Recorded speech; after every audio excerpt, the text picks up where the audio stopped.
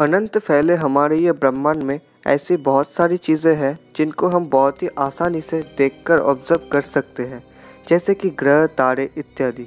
But ऐसी भी और बहुत सारी चीज़ें हैं जिनको हम डायरेक्टली देख या ऑब्जर्व नहीं कर सकते, पर हम फिर भी उनके बारे में निश्चित रूप से मानते हैं क्योंकि हमारे थ्योरीज और मैथमेटिकल इक्वेशंस उनका प्रेडिक्शन करते हैं। ऐसी ही एक मिस्ट्री थी ग्रेविटेशनल वेव्स की भी। 1915 में आइंस्टाइन ने अपने जनरल थ्योरी ऑफ रिलेटिविटी के कैलकुलेशंस के आधार पर ग्रेविटेशनल वेव्स का प्रेडिक्शन किया था, पर साल 2015 तक यह सिर्फ थ्योरीज और मैथमेटिकल इक्वेशंस में ही एग्जिस्ट करता था। लेकिन 2015 के 14 सितंबर को लाइगो के साइंटिस्ट ने यह कंफर्म किया कि उन्होंने सफलतापूर्वक ग्रेविटेशनल वेव्स को डिटेक्ट कर लिया है। यह ऑब्जर्वेशन कितना महत्वपूर्ण है यह आप इस बात से पता लगा सकते हैं कि इसमें इन्वॉल्व हुए तीनों साइंटिस्ट यथा प्रोफेसर रेनर विज, किप थॉर्न और बैरी बैरिश को नोबेल पुरस्कार से सम्मानित किया गया। आज के वीडियो में हम समझेंगे कि लाइगो क्या है और कैसे उन्होंने ग्रेविटेशनल वेव्स को डिटेक्ट किया।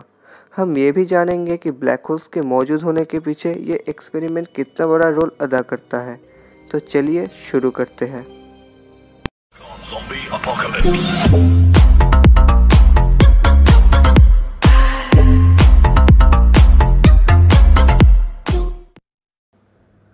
1915 में आइंस्टाइन के द्वारा दिए गए जनरल थ्योरी ऑफ रिलेटिविटी के पब्लिश होने के बाद ये बात तो साफ हो चुका था कि ग्रेविटी कोई फोर्स नहीं बल्कि स्पेस टाइम कंटिन्यूम का एक प्रॉपर्टी मात्र है। आइंस्टाइन ने अपने इस थ्योरी में टाइम को as a fourth dimension consider करते हुए हमें स्पेस टाइम जैसा एक नया कंसेप्ट का सामना करवाया। यह स्पेस टाइम कंसेप्ट क्या है, चलिए ब्रीफली समझ लेते हैं। इस कंसेप्ट को समझने के लिए हमें इस चद्दर या रबर शीट को एज ए स्पेस टाइम और इस बॉल्स को एज ए प्लैनेट्स और स्टार्स पकड़ना पड़ेगा। मैं पहले ही आप लोगों को एक चीज़ क्लियर कर देना चाहूँगा कि स्पेस टाइम जैसे फोर्थ डायमेंशनल चीज़ के बिहेवियर को टू डायमेंशनल शीट से पूरी तरीके से तो समझाना पॉसिबल नहीं है, बट फिर भी इस उदाहरण को बेस्ट माना जाता है स्पेस टाइम के बिहेवियर को समझने के लिए। एक चद्दर के ऊपर बॉल को रख देने से जैसे वो बॉल चद्दर को अंदर की तरफ थोड़ा सा धंसा देता है, ठीक वैसे ही स्पेस टाइम के ऊपर मौजूद एक बॉडी भी अपने मास के चलते इसमें एक कर्व क्रिएट करता है। अब अगर हम उस चद्दर के ऊपर एक कंपैरेटिवली छोटा बॉल रख दें तो वो छोटा बॉल बड़े बॉल के बनाए हुए कर्व के चलते उसका चक्कर लगाना स्टार्ट कर देगा। ठीक वैसे ही जैसे हमारा चांद हमारे पृथ्वी का और हमारा पृथ्वी सूर्य का चक्कर लगाता है। मतलब ग्रेविटी कोई फोर्स नहीं बल्कि एक प्रॉपर्टी है स्पेस टाइम का जो कि उस कर्व के चलते बना था। ये तो गया स्पेस टाइम का प्रॉपर्टी। इसी को आधार करते हुए आइंस्टाइन ने 1916 में ग्रेविटेशनल वेव्स का प्रेडिक्शन किया था।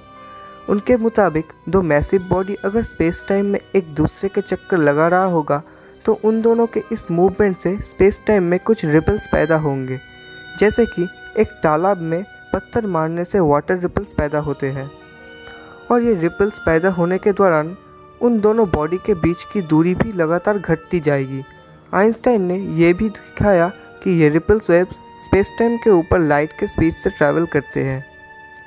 ये सब चीज़ें 1974 तक सिर्फ थ्योरीज में ही समाये हुए थे, लेकिन साल था 1974 जब कुछ एस्ट्रोनॉमर्स दो हाईली डेंस्ड बाइनरी पल्सर्स को ऑब्जर्व करते हुए यह फैसला सुनाया कि उन्होंने उस दो बाइनरी पल्सर्स को तकरीबन 2 सालों से ऑब्जर्व किया हुआ था। इस दौरान उन दोनों के आपस में ऑर्बिट करने से उनकी बीच की दूरी पहले के मुकाबले घटती चली गई थी, जिसका मतलब ये था कि आइंस्टाइन सही थे। इसका मतलब वो दोनों पल्सेस ग्रेविटेशनल वेव्स को भी जनरेट कर रहे थे, बट अभी तक हमारे पास इसका कोई डायरेक्ट प्रूफ नहीं था। इसीलिए ग्रेविटेशनल वेव्स को डिटेक्ट करने के लिए सारा साइंटिस्ट माहौल एकजुट होकर और रोनाल्ड ड्रीवर के नेतृत्व में लाइगो कम्युनिटी स्थापित किया। दिन था 14 सितंबर 2015 जब लाइगो के साइंटिफिक कम्युनिटी ने ग्रेविटेशनल वेव्स के डिटेक्शन को पूरी दुनिया के सामने रखा।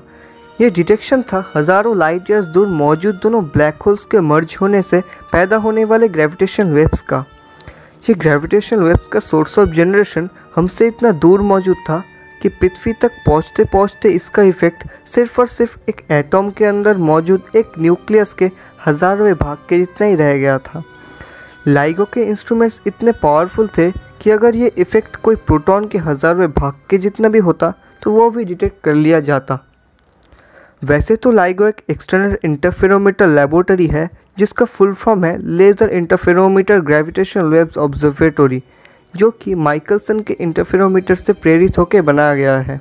इसमें सेंट्रल बिल्डिंग से एक लेज़र बीम को छोड़ा जाता है जो कि एक हाफ सिल्वर्ड मिरर से आधा रिफ्लेक्ट और आधा रिफ्रैक्ट होते हुए दोनों समान लंबाई के ट्यूब से जाके आगे रखे हुए मिरर पे टकरा के फिर वापस मिलते हैं, जहाँ पे ये दोनों लाइट वेव्स ऐसे अलाइन होते हैं कि ये दोनों अपने आप को कैंसिल आउट कर देते हैं, जिसकी वजह से ऑपोजिट साइड में रखे हुए फोटो डिटेक्टर में कुछ भी लाइट डिटेक्ट नहीं हो पाता। बट जब ग्रेविटेशनल वेव्स हमारे पृथ्वी के आसपास से गुजरता है तो ये वेव्स स्पेस टाइम के फैब्रिक को डिस्टॉर्ट करता है, जिससे कि स्पेस एक्सपैंड और स्क्वीज होता रहता है।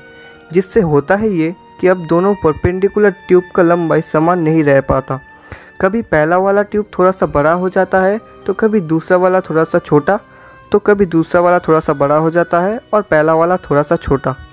एक ट्यूब हमेशा छोटा या बड़ा होने से लाइट वेव्स और अलाइन नहीं रह पाते, जिसका मतलब वो दोनों अपने आप को कैंसिल आउट करने में कामयाब नहीं हो पाते। इस दौरान कुछ लाइट पीछे मौजूद फोटो डिटेक्टर्स में डिटेक्ट कर लिए जाते हैं। वैसे तो नॉर्मली लाइगो के फोटो डिटेक्टर्स कुछ भी लाइट डिटेक्ट नहीं कर रहे होते, बट ग्रेविटेशनल वेव्स के पास करने के दौरान कुछ लाइट्स उनमें डिटेक्ट कर लिया जाता है। डिटेक्टर में आए लाइट के इंटेंसिटी के वेरिएशन को मेज़र करना ही इनडायरेक्टली ग्रेविटेशनल वेव्स को मेज़र करना होता है। फॉर्चुनेटली हमारे पृथ्वी के आसपास कोई भी ऐसा बॉडी मौजूद नहीं है जो कि ग्रेविटेशनल वेव्स को जनरेट करता हो। अगर ऐसा होता तो हमारे पृथ्वी से जीवन का नामो निशान मिट चुका होता।